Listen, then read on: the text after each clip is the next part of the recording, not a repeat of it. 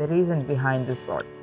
When the Taliban took control over Afghanistan, more than 2.6 million people were displaced from their home grounds, losing their livelihood, turning them into refugees by abolishing their right of citizenship.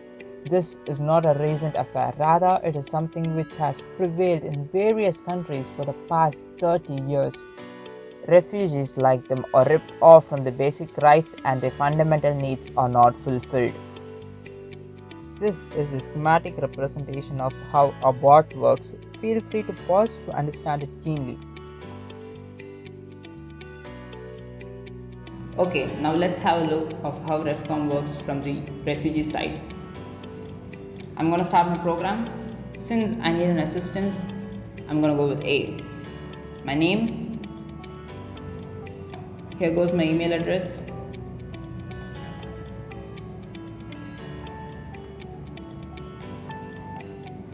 I'm gonna go with healthcare assistance since my health condition is poor.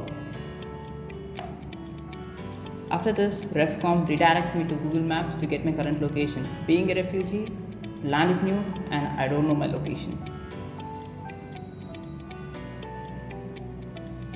After getting my current location, it saves for further future usage.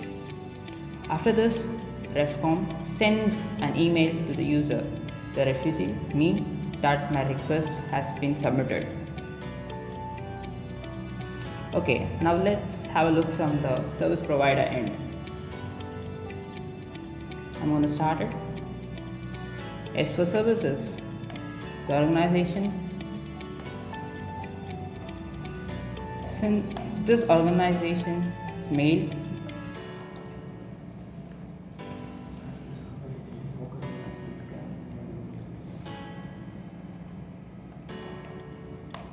as my organization focuses on healthcare, it's going to go with healthcare. After this, since there's a match between the service provided by the service user and the refugees and has been matched, a mail is being sent to the service provider of the refugee's details, name, mail address, and his current location to send healthcare services to him. After this, there's also a mail informing the refugee that his request has been accessed and the help is on the way. If the service provided by the service provider is different that of the service needed, REFCOM stores the data and uses it when it is required. As for assistance, name of the organization, Gmail of the organization,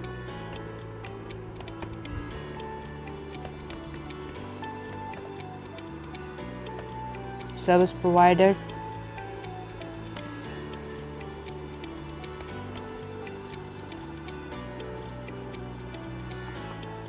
as you can see, since the service needed and the service provider is different, I didn't get any email.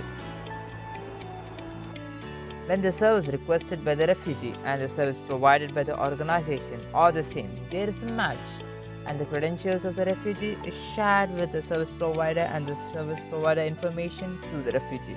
So REFCOM basically connects the refugee need with the organization or people who could provide the required help.